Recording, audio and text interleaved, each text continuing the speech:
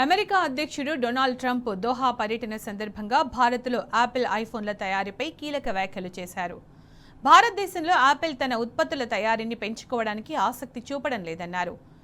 2025 ఆర్థిక సంవత్సరానికి భారతదేశంలోని ఐఫోన్ ఉత్పత్తి విలువ $22 బిలియన్ చేరింది.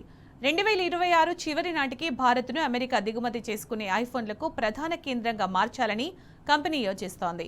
స్థానికంగా అధిక ఖర్చులు ఉన్నప్పటికీ యాపిల్ చైనాపై ఆధారపడడాన్ని తగ్గించడానికి, భౌగోళిక రాజకీయ ఉద్రిక్తతల వల్ల ఉత్పాదకతను నియంత్రించడానికి స్థానికంగా పెట్టుబడులు పెంచుతోంది.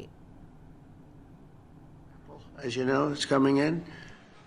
And I had a little problem with Tim Cook yesterday. I said to him, Tim, you're my friend. I treated you very good. You're coming in with $500 billion, but now I hear you're building all over India. I don't want you building in India. You can build in India if you want to take care of India, because India is one of the highest tariff nations in the world. It's very hard to sell into India.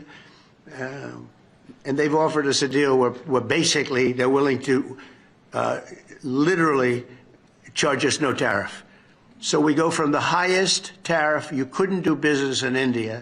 We're not even a top 30 in India because the tariff is so high, to a point where they have actually told us, I assume you too, Scott, you were working on that also, that there will be no tariff, right? Would you say that's a difference? They're the highest, and now they're saying no tariff. But I said to Tim, Tim, look, we've treated you really good. We put up with all the plants that you built in China for years. Now you got to build us. We're not interested in you building in India. India can take care of themselves. They're doing very well. Apple.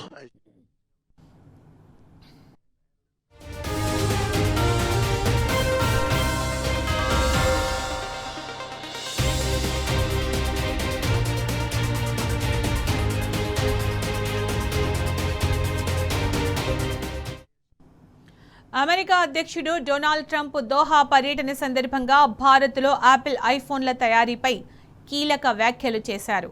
భారతదేశంలో Apple తన ఉత్పత్తుల తయారీని పెంచుకోవడానికి ఆసక్తి చూపడం లేదన్నారు. 2025 ఆర్థిక సంవత్సరానికి భారతదేశంలోని ఐఫోన్ ఉత్పత్తి విలువ $22 బిలియన్ చేరింది. 2026 చివరి నాటికి భారత్ను అమెరికా దిగుమతి చేసుకునే ఐఫోన్లకు ప్రధాన కేంద్రంగా మార్చాలని కంపెనీ యోచిస్తోంది. స్థానికంగా అధిక ఖర్చులు ఉన్నప్పటికీ యాపిల్ చైనాపై ఆధారపడ్డాన్ని తగ్గించడానికి, భౌగోళిక రాజకీయ ఉద్రిక్తతల వల్ల ఉత్పాదకతను నియంత్రించడానికి స్థానికంగా పెట్టుబడులు పెంచుతోంది.